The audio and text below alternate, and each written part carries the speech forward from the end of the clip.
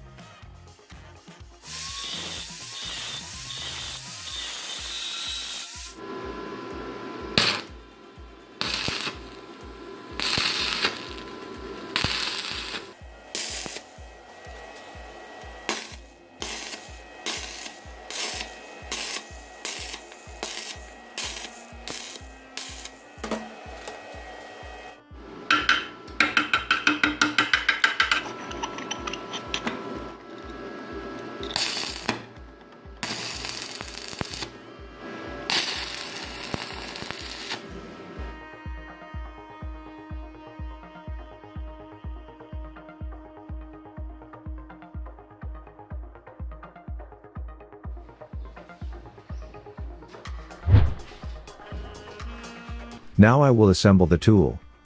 This piece will go over here. And this will fit over here. Through this, the wires will be aligned.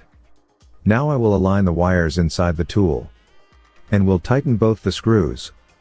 The right side screw is tightened. The left screw is also tightened. Now I will put the pressure of the cutter on the wire. I will pull the wire using a plier.